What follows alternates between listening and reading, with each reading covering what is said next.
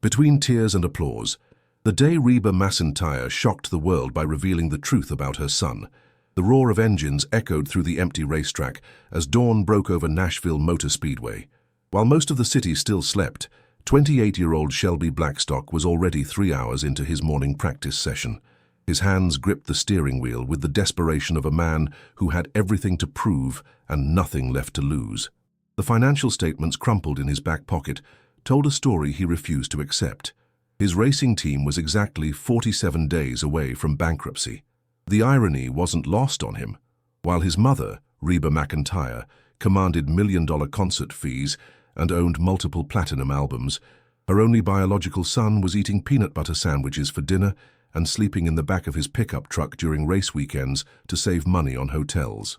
This wasn't poverty by most standards, but for someone whose mother's net worth exceeded $50 million, it was a choice that spoke volumes about his character. Shelby pulled into the pit area and removed his helmet, revealing the same piercing blue eyes that had made Reba a heartthrob in the 80s. But where her eyes sparkled with the confidence of a woman who had conquered the entertainment world, his carried the weight of constant comparison and the burden of a famous last name that felt more like a curse than a blessing. "Another perfect lap time, boss," called out Jake Martinez, his crew chief and one of only 3 full-time employees left on his team. Jake had followed Shelby from his amateur days, believing in his talent when bigger teams dismissed him as just another celebrity kid playing with daddy's money. Except there was no daddy's money. There never had been. Shelby's relationship with money was complicated in ways most people couldn't understand. His mother had offered to fund his racing dreams countless times, but he'd refused every offer since turning 18. He'd watched too many celebrity children become footnotes in their parents' biographies, and he'd rather fail on his own terms than succeed in someone else's shadow. The problem was, failure was starting to look increasingly likely. "Jake, we need to talk," Shelby said, his voice carrying the weight of decisions no 28-year-old should have to make. "The Henderson Automotive contract fell through yesterday. They said my marketability metrics don't justify their investment." He paused, knowing the real reason was left unsaid. They wanted Reba Mcentire's son complete with photo opportunities and cross-promotional possibilities. When Shelby refused to leverage his mother's fame, they lost interest faster than his car could take turn 3. The pit area fell silent, except for the distant hum of traffic on Interstate 65. Maria Santos, their data analyst and the third member of their skeleton crew, looked up from her laptop with concern.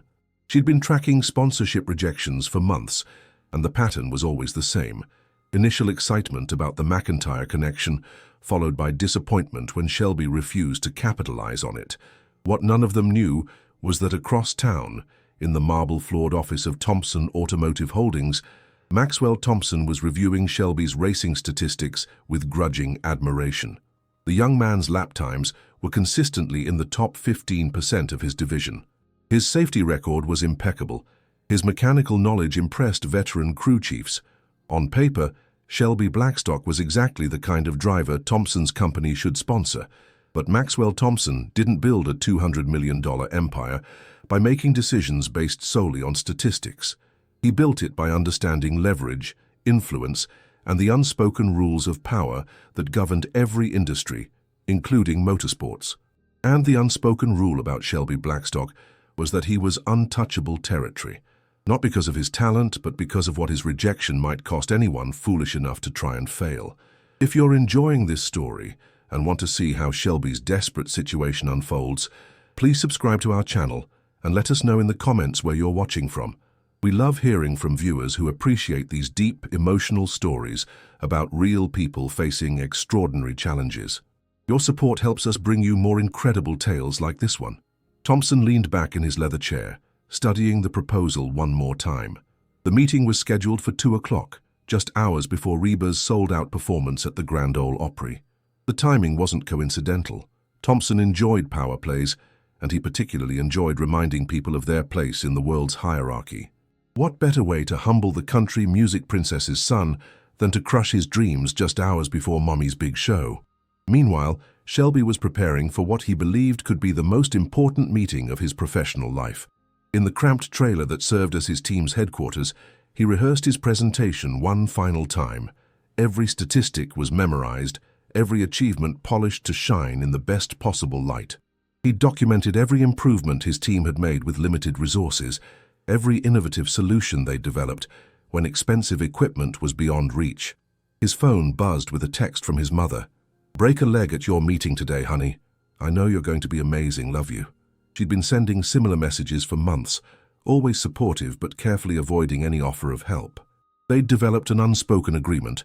She would love him unconditionally, but she would respect his need to succeed or fail on his own merits. Reba herself was dealing with her own internal conflict as she prepared for that evening's show. In her dressing room at the Opry House, she stared at a framed photograph of Shelby crossing the finish line at his first professional race. She'd taken the picture secretly from the stands, wearing sunglasses and a baseball cap to avoid recognition. For 5 years, she'd been a shadow parent, celebrating his victories from a distance and agonizing over his struggles without being able to help. The photograph represented everything beautiful and heartbreaking about their relationship. She was so proud of his determination, his integrity, his refusal to take shortcuts. But she was also watching her child struggle unnecessarily, and every maternal instinct screamed at her to intervene. The balance between supporting his independence and protecting him from a world that could be unnecessarily cruel was the most difficult tightrope she'd ever walked. At exactly 1:45 that afternoon, Shelby walked into the gleaming lobby of Thompson Automotive Holdings. The building was a testament to automotive excellence, with vintage race cars displayed like art pieces and walls covered with photographs of Thompson shaking hands with racing legends. Shelby felt both inspired and intimidated as he rode the elevator to the 15th floor, adjusting his tie one final time. The conference room was designed to intimidate. Floor-to-ceiling windows offered a commanding view of Nashville's skyline, with the distant Opry House visible in the afternoon haze. Around the massive mahogany table sat 6 men in expensive suits, representing various automotive interests and potential investors. At the head of the table, Maxwell Thompson commanded attention like a king holding court. Shelby had researched Thompson extensively. The man was 53 years old, had inherited a modest auto parts business from his father, and had built it into a motorsports empire through aggressive expansion and strategic partnerships. He was known for his direct communication style, which industry insiders translated as brutally honest on good days and unnecessarily cruel on bad ones. "Mr. Blackstock," Thompson began without preamble, "I've reviewed your proposal. Your racing statistics are adequate, your safety record is clean, and your team's efficiency ratios are impressive, given your budget constraints." He paused, letting the word adequate hang in the air like smoke. "However, I have some concerns about your long-term viability in this sport."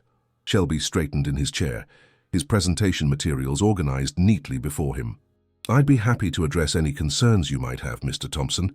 I believe my track record demonstrates consistent improvement and a strong potential for—" "Let me stop you right there," Thompson interrupted, his voice carrying the casual cruelty of someone accustomed to being obeyed.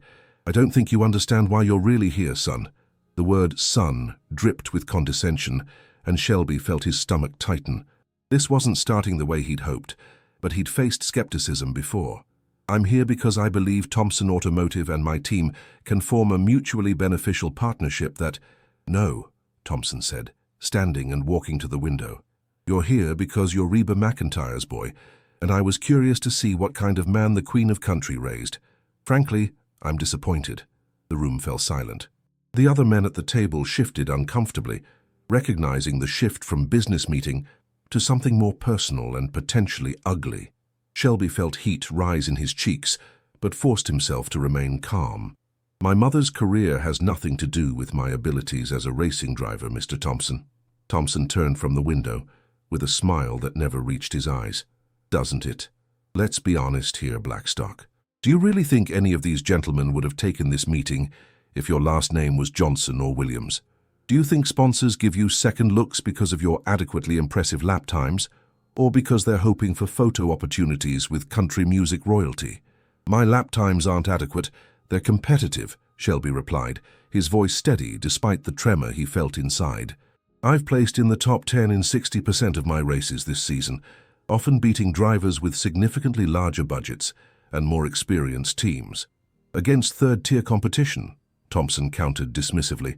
"You've been racing in the minor leagues, son. The real question is whether you have what it takes to compete with drivers who didn't grow up in mansions, who don't have famous mothers to fall back on when things get tough." The accusation hit Shelby like a physical blow. Everything he'd worked for, every sacrifice he'd made to prove his independence, was being dismissed as privilege in disguise. "Mr. Thompson, I think there's been a misunderstanding about my background and my relationship with—" "There's no misunderstanding," Thompson said, returning to his seat with the leisurely confidence of a predator toying with prey. "I know exactly what you are. You're a rich kid playing dress-up as a struggling athlete. You could pick up the phone right now and ask Mommy for $1 million sponsorship deal, but instead, you're sitting in my office pretending to be something you're not." One of the other men at the table, an older gentleman with kind eyes, cleared his throat. "Maxwell, perhaps we should focus on the young man's racing credentials." "His racing credentials?" Thompson laughed, a sound devoid of warmth. "Gentlemen, let me paint you a picture of what real dedication looks like. Real racers grow up with motor oil under their fingernails because their fathers work as mechanics to pay for racing dreams. Real racers eat beans and rice for months to afford new tires. Real racers don't have the luxury of finding themselves or proving their independence because they never had any other option." Shelby's hands clenched beneath the table. Every word was a carefully aimed arrow designed to undermine not just his professional credibility, but his personal integrity. "Mr. Thompson, I understand your perspective, but I think if you looked at my actual background—" "Your actual background?" Thompson's voice rose slightly, and the men around the table grew more uncomfortable. "Your actual background is growing up as the son of one of the most successful entertainers in American history. Your actual background is having access to resources and connections that 99% of aspiring racers will never see. Your actual background is being able to play at independence because you always have a safety net worth $50 million. The room felt like it was shrinking around Shelby. He'd faced skepticism before, but never such a calculated and public dismantling of everything he'd worked to build. "I've never taken money from my mother for racing. I've never used her connections. I've built my team and my reputation through my own efforts." "And how admirable that is," Thompson said, his voice dripping with sarcasm. "How noble of you to pretend to struggle while knowing you could end your financial difficulties with a single phone call. Do you know what real courage looks like, Blackstock? It looks like drivers who mortgage their houses to buy equipment. It looks like men who work 2 jobs to support their racing dreams because failure means losing everything, not just disappointing Mommy." The attack was so vicious and personal that several men at the table visibly winced. But Thompson wasn't finished. He was building to something, and Shelby could sense the approaching climax of this calculated humiliation. "Here's the truth nobody wants to tell you," Thompson continued, leaning forward like a predator moving in for the kill. "You will never be taken seriously in this sport. Not because you lack talent, you have adequate talent. Not because you lack dedication, you have admirable dedication. You will never be taken seriously because every victory will be attributed to your connections, every sponsorship will be seen as charity to a celebrity's kid, and every failure will be dismissed as proof that you were never cut out for the real world." The words landed like physical blows, each one more devastating than the last. Around the table, grown men who'd built careers in the cutthroat world of motorsports looked anywhere but at Shelby's face. They'd witnessed many business meetings turn brutal, but this felt different. This felt personal and cruel in ways that went beyond normal industry politics.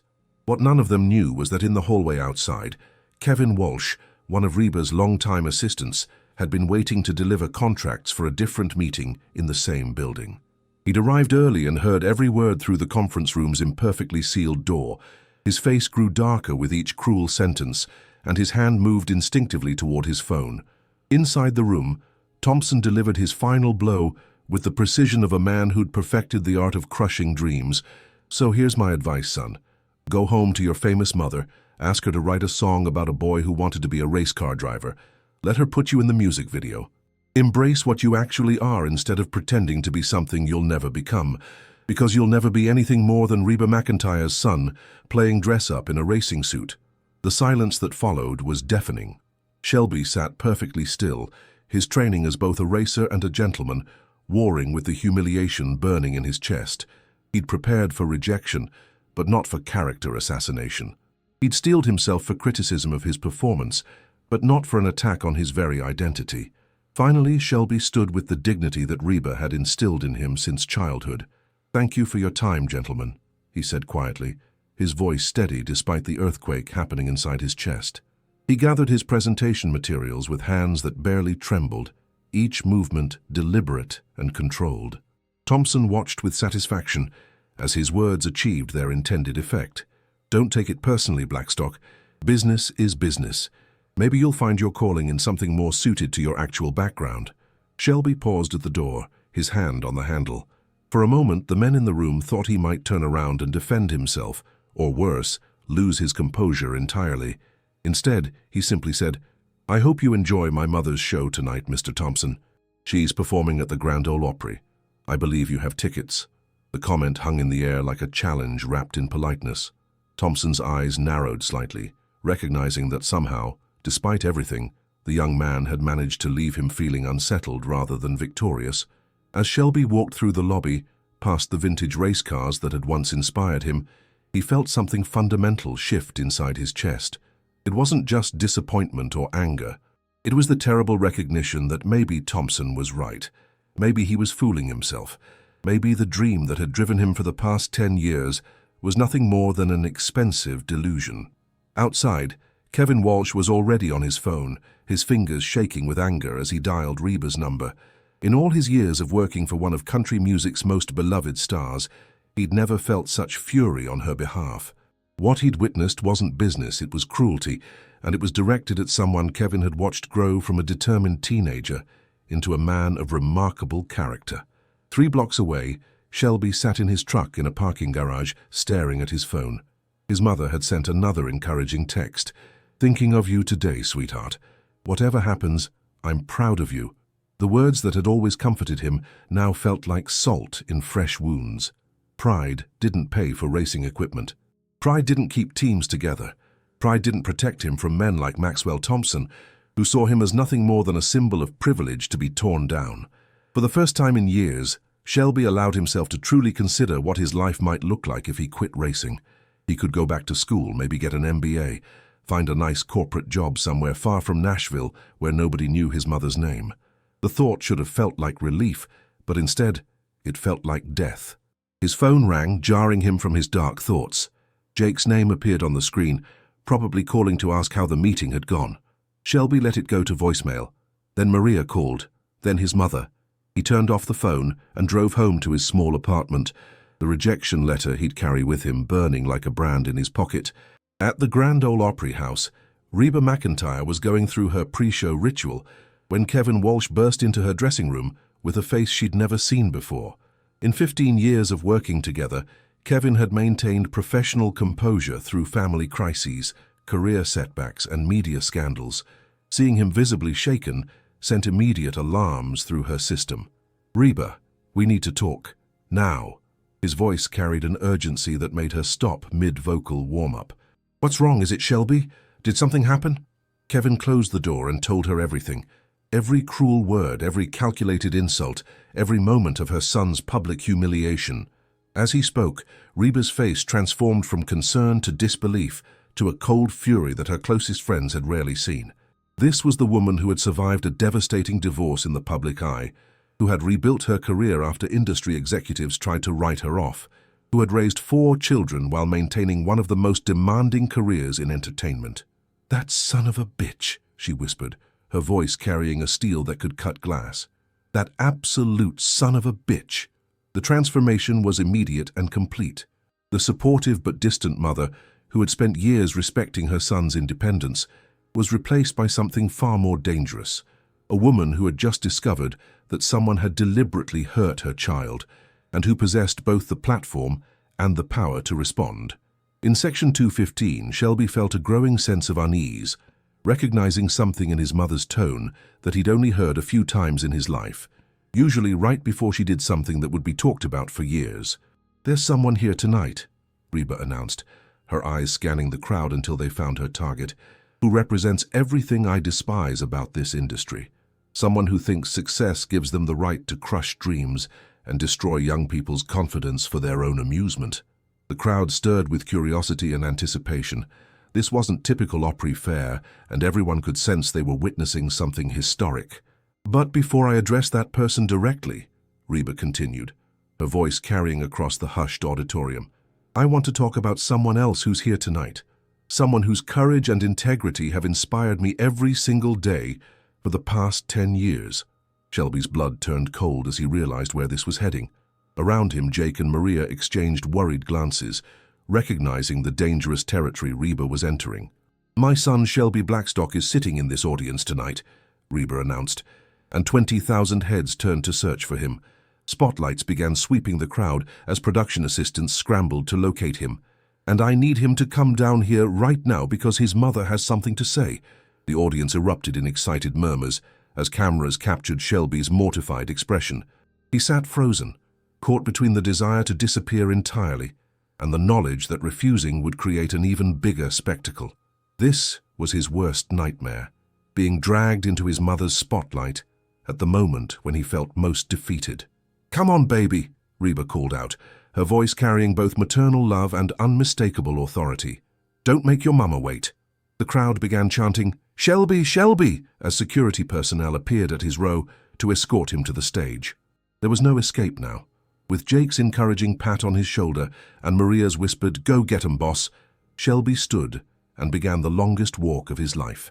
As he made his way down the aisle, the cameras captured every step on the massive screens flanking the stage. The crowd's cheers grew louder with each step he took, though he barely heard them over the rushing sound in his ears. This was exactly what he'd spent years avoiding, being defined by his relationship to his famous mother rather than his own achievements. Climbing the steps to the Opry stage felt like ascending to his own execution. The lights were blindingly bright, and the sea of faces below seemed to stretch into infinity. Reba waited at center stage, her expression a mixture of maternal love and barely controlled rage. When he reached her, she pulled him into a hug that felt like both comfort and protection. "Trust me," she whispered in his ear, too quietly for the microphones to catch. "Just trust me." She turned to face the audience, keeping one protective hand on her son's arm. "Ladies and gentlemen, I want you to meet the bravest person I know. For the past 10 years, my son has refused every offer of help I've made. He's turned down record label connections, sponsorship opportunities, and financial support because he wanted to succeed on his own merits." The crowd listened with growing respect, but Shelby felt his cheeks burning with embarrassment. This was exactly what he'd feared, his mother fighting his battles for him, proving Thompson's point about his inability to stand on his own. "While I've been blessed with success and recognition," Reba continued, her voice growing stronger, "my son has been building character. He's been sleeping in his truck during race weekends to save money for equipment. He's been working 16-hour days as his own mechanic because he couldn't afford to hire help. He's been proving every single day that real strength comes from within, not from the bank account you're born into." In the VIP section, Maxwell Thompson's wife turned to look at her husband with growing concern. Margaret Thompson had known about the afternoon meeting, but her husband had described it as routine business. The expression on his face now suggested something far different had occurred. "But today," Reba's voice carried across the silent auditorium like a gathering storm, "someone decided to test that strength. Someone decided that crushing a young man's dreams would be entertaining. Someone thought they could use their power and position to humiliate my child for their own amusement." The crowd began to murmur with anger and anticipation. Country music fans were fiercely protective of their stars, and the suggestion that someone had hurt Reba Mcentire's son was awakening something primal in the audience. Shelby stood beside his mother, feeling exposed and vulnerable under the intense lights and scrutiny. Part of him wanted to run, but another part was beginning to recognize something in her tone that he remembered from his childhood, the voice of a woman who was about to wage war and who always won. "That person is sitting in this auditorium tonight," Reba announced, and the crowd fell into absolute silence. "That person bought tickets to my show, thinking they'd enjoy an evening of entertainment after spending their afternoon destroying a good man's confidence." 20,000 people held their collective breath, waiting for what would happen next. In the VIP section, Maxwell Thompson's face had gone pale as he began to understand the position he'd put himself in.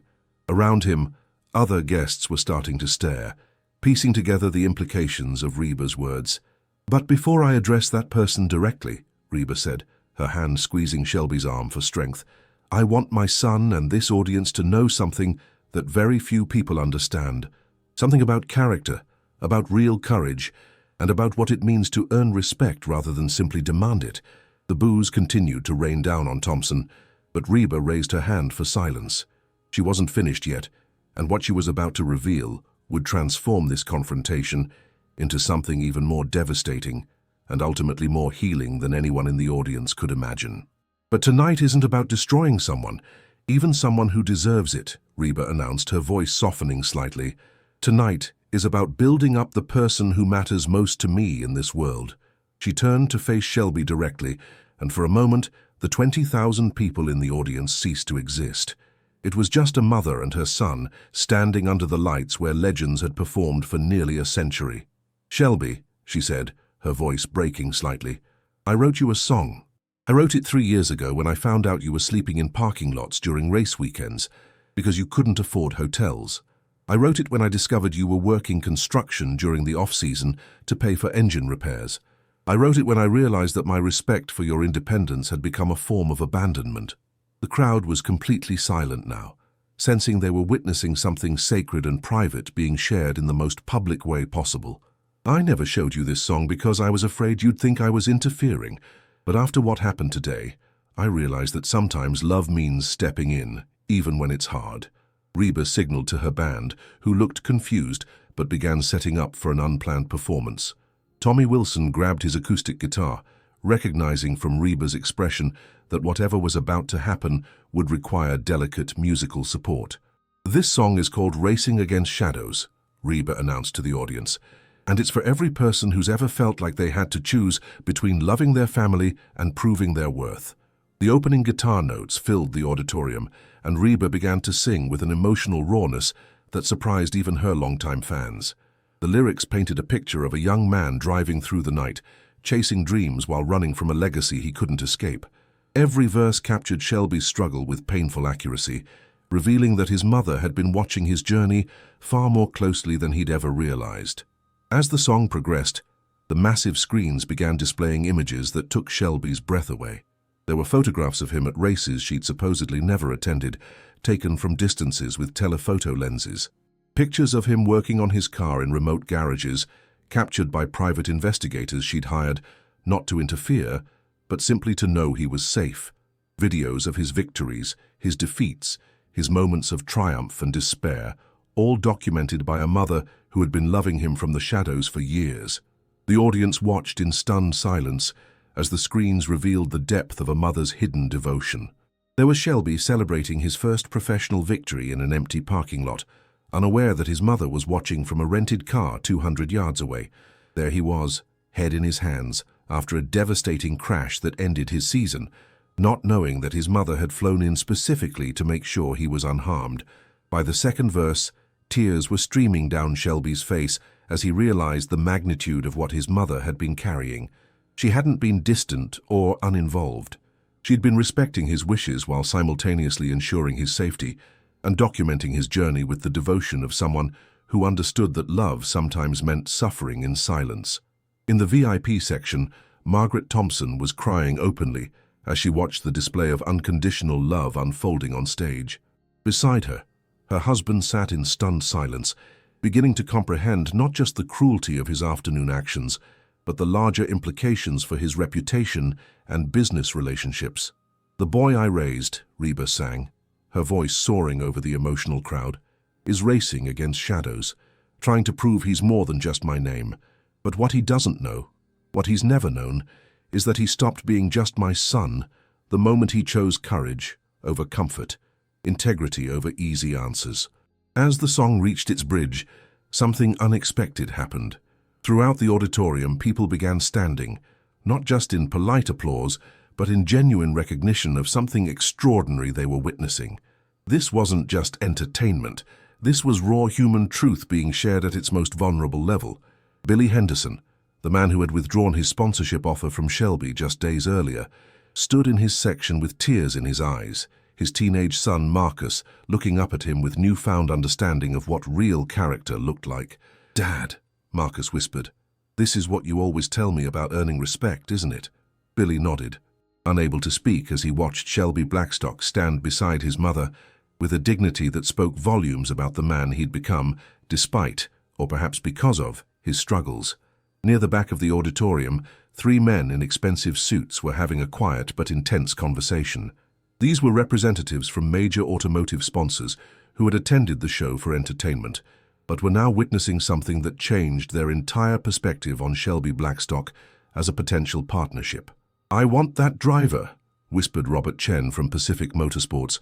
"I don't care what it costs. Character like that is worth its weight in gold."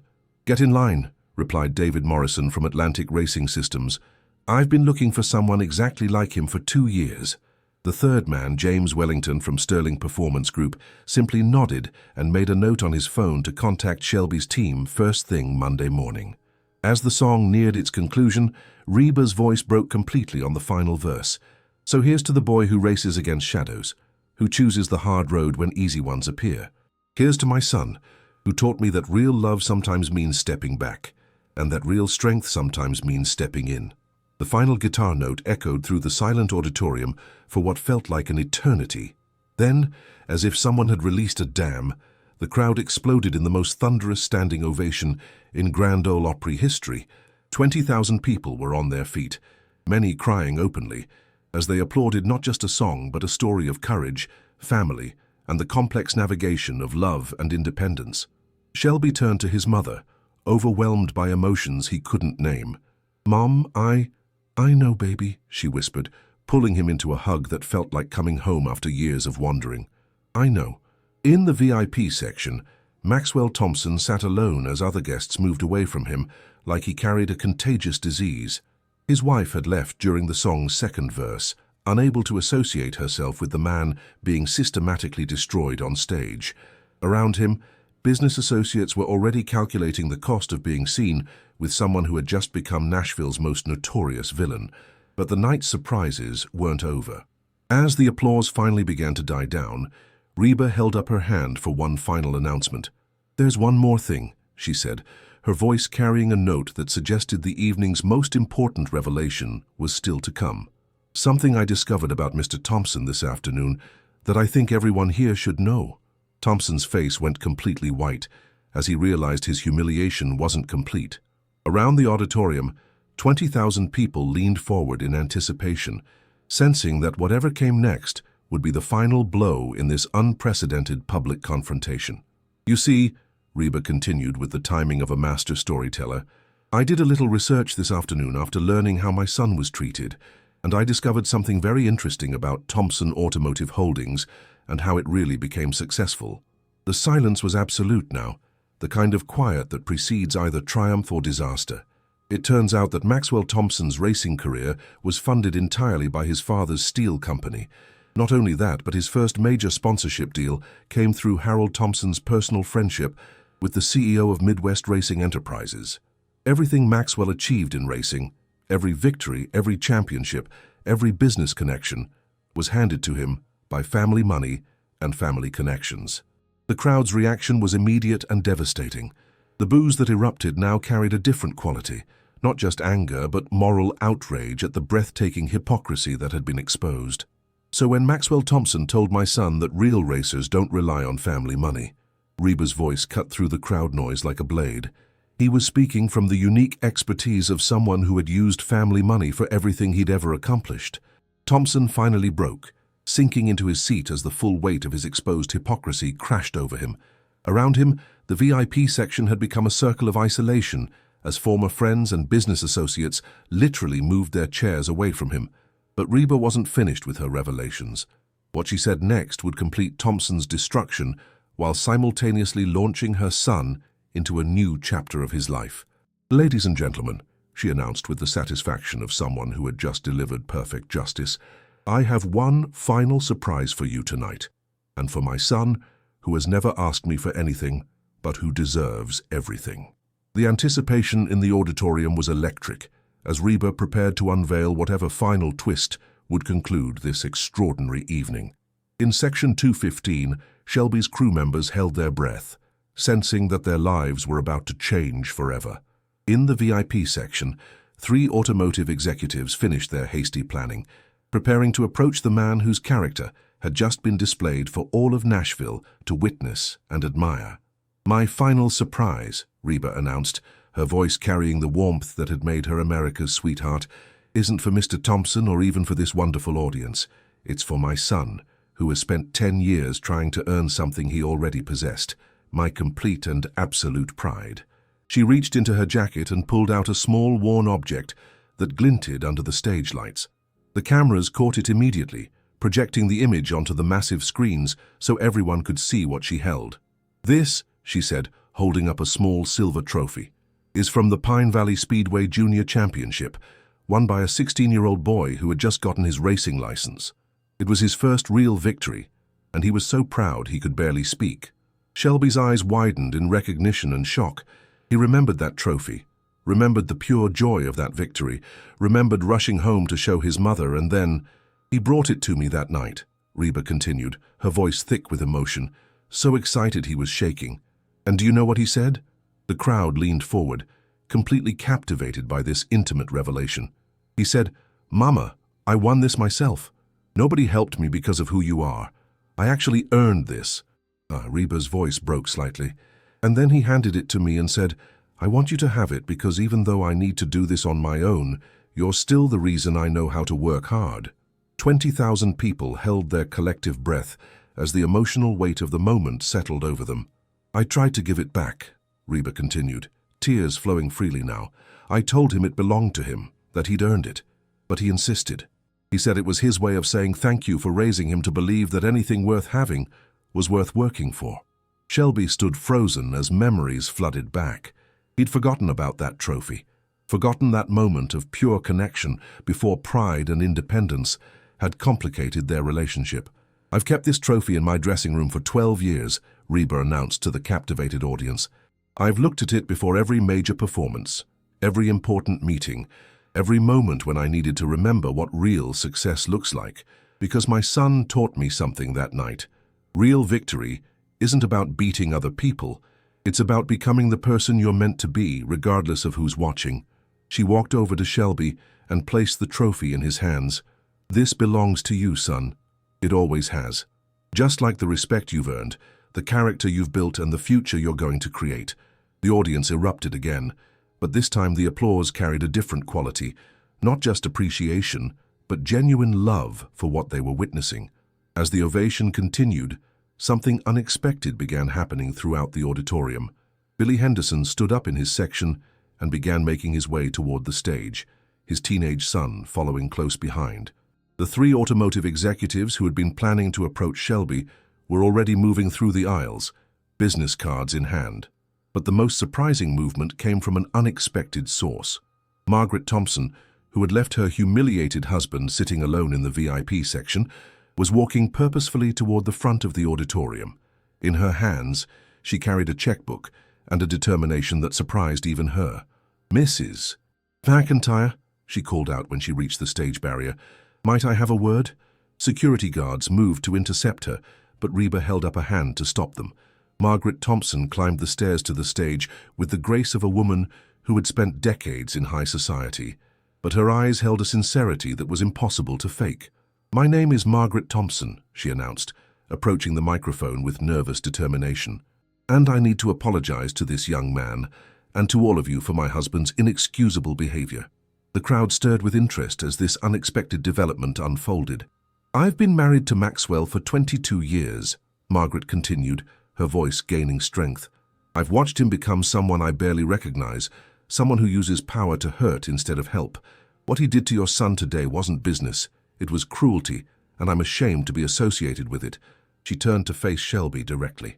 "Mr. Blackstock, I've been following your racing career for the past 2 years, not because of who your mother is, but because my nephew races in the same circuit. He's told me repeatedly that you're one of the most respected drivers in the sport, known for your fairness, your skill, and your integrity." Margaret reached into her purse and pulled out a business checkbook. "Thompson Automotive Holdings owes you an apology and more than that. I'm writing you a sponsorship check for $200,000, effective immediately, not because of who your mother is, but because of who you are."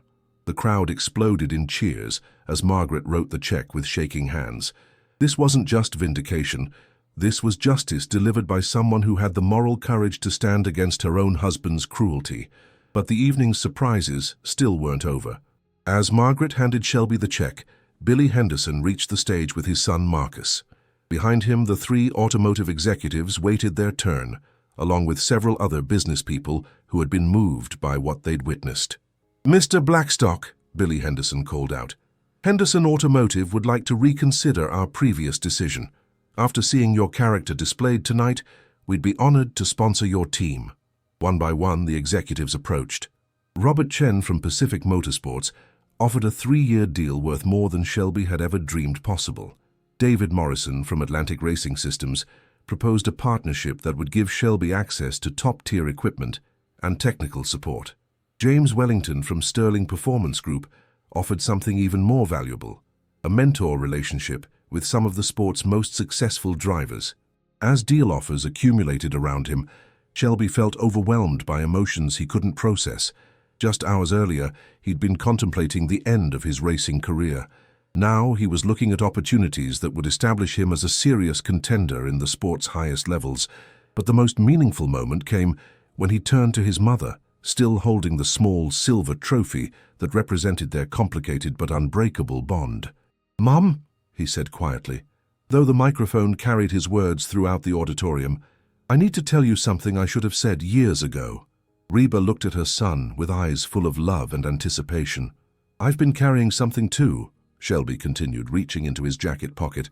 "I wanted to give this to you, but I was afraid you'd think I was using your fame." He pulled out a small wrapped package that he'd been carrying for months, waiting for the right moment that never seemed to come. With 20,000 people watching, he handed it to his mother with hands that shook slightly. Reba unwrapped the package to reveal another small trophy, his most recent victory, won just 3 weeks earlier at the Mid-South Championship. The engraving read, "For Mom, who taught me that winning means being worthy of victory. Love, your son." The emotional impact was immediate and overwhelming. Reba clutched the trophy to her chest as tears flowed freely, and the audience responded with another thunderous ovation that seemed to shake the historic building's foundations. "I've been trying so hard to prove I didn't need you," Shelby said through his own tears, "that I forgot to show you how grateful I am for everything you taught me."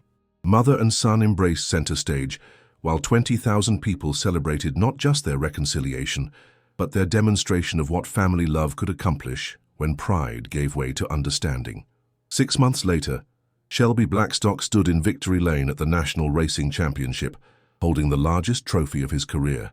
The cameras captured his joy, his team's celebration, and in the background a woman in sunglasses and a baseball cap, cheering louder than anyone else in the stands. After the media interviews and sponsor obligations were complete, Shelby found his mother in the parking lot, still wearing her disguise but beaming with pride. "You know you don't have to hide anymore," he said, gesturing toward her sunglasses. "I'm not hiding," Reba replied with a smile. "I'm just being exactly what I've always wanted to be, your biggest fan." They walked together toward the team's new hauler, purchased with legitimate sponsorship money and operated by a crew that had tripled in size. Jake Martinez was already planning next week's race strategy, while Maria Santos coordinated with 3 different sponsors who were competing to associate their brands with Shelby's inspiring story. As for Maxwell Thompson, he had quietly sold Thompson Automotive Holdings 3 months after the Grand Ole Opry incident. The public exposure of his hypocrisy and cruelty had made him a pariah in both the automotive and business communities. His wife had divorced him, taking half his assets, and his former friends had abandoned him as toxic to their reputations. But perhaps the most fitting consequence was that he'd been forced to watch Shelby's rise to championship-level racing, seeing everything he'd tried to destroy flourish beyond even Shelby's original dreams. The final image of our story finds Shelby and Reba sitting together in his hauler after the championship victory, sharing a quiet moment away from the celebration outside. Between them on the small table sit 2 trophies, the worn silver cup from his first junior championship and the gleaming gold prize from his first professional championship. "You know what I learned tonight," Shelby said, looking at his mother with newfound understanding. "What's that, sweetheart?" "I learned that independence doesn't mean isolation, and that accepting love doesn't mean giving up strength." Reba smiled, thinking about the long journey that had brought them to this moment. And I learned that sometimes the best way to support someone you love is to love them loudly enough for the whole world to hear. Outside the hauler, the championship celebration continued into the night. But inside, a mother and son had found something more valuable than any trophy: the perfect balance between independence and interdependence, between individual achievement and family love. The boy who had spent years racing against shadows had finally learned that sometimes the shadows aren't something to escape, they're something to embrace, because they come from people who love you enough to follow your journey from a distance, waiting for the moment when their support might make all the difference. This was a story about courage, character, and the understanding that real strength comes not from rejecting help, but from being worthy of it. And in the end, both Reba Mcentire and Shelby Blackstock had proven that the most meaningful victories are the ones that bring families closer together rather than driving them apart.